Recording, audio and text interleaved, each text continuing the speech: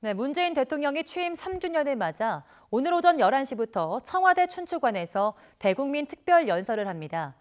문 대통령은 특별 연설을 통해서 코로나19 사태 극복 방안과 이후 계획을 담은 포스트 코로나 구상을 제시하고 남은 임기의 국정 수행에 대한 의지와 각오를 밝힐 예정입니다.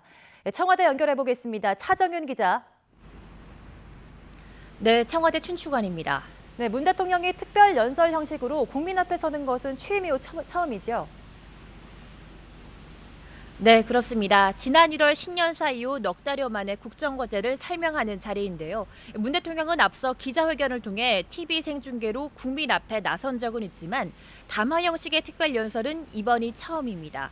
이번 연설에서는 포스트 코로나 시대에 맞춘 국정 운영 그림을 제시할 것으로 보이는데요. 우선 정부가 방역에 관한 긴장의 끈을 놓지 않고 끝까지 최선을 다하겠다는 뜻을 강조하고 국민에게도 철저한 방역 지침 준수를 당부할 것으로 예상됩니다. 지난주 일상과 방역을 병행하는 생활 속 거리 두기로 전환했지만 서울 이태원 클럽을 중심으로 집단 감염이 발생하면서 코로나19가 다시 확산할 수 있다는 우려 때문입니다. 또 코로나19로 불어닥친 경제 위기를 극복하기 위한 방안도 제시할 전망입니다. 앞서 문 대통령은 비상경제회의를 5차례 직접 주재하며 민생 금융 안정 패키지, 또 긴급 고용 안정 대책 등을 결정해서 발표하기도 했죠. 앞서 밝힌 대규모 일자리 국가 프로젝트, 한국판 뉴딜의 구체적인 구상을 제시하고 일자리를 지키겠다는 강력한 메시지를 내놓을 것으로 기대됩니다. 이와 더불어 내일부터는 취약계층을 제외한 나머지 국민의 긴급 재난지원금 신청이 시작되는데요. 재난지원금 소비로 내수 살리기에 동참하고 자발적인 기부를 통해 국난 극복에 힘을 보태달라는 당부도 함께할 것으로 보입니다. 네, 남북 관계 관련 메시지도 주목되는데요. 이번에 어떤 내용이 담길까요? 네, 대국민 연설 때마다 큰 비중을 차지했던 남북 관계 구상은 이번에는 다소 축소될 가능성이 있습니다.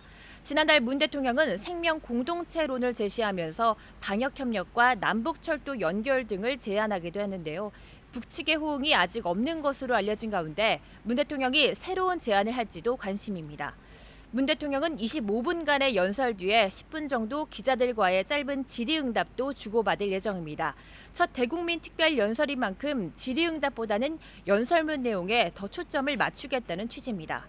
회견장에는 청와대 3실장과 수석 보좌관 등 참모들도 배석하고 기자들과의 자리는 코로나19 방역 차원에서 거리를 두고 배치됩니다. YTN은 잠시 후 11시부터 생중계로 문 대통령의 취임 3주년 대국민 특별연설을 생중계할 예정입니다. 지금까지 청와대에서 YTN 차정은입니다.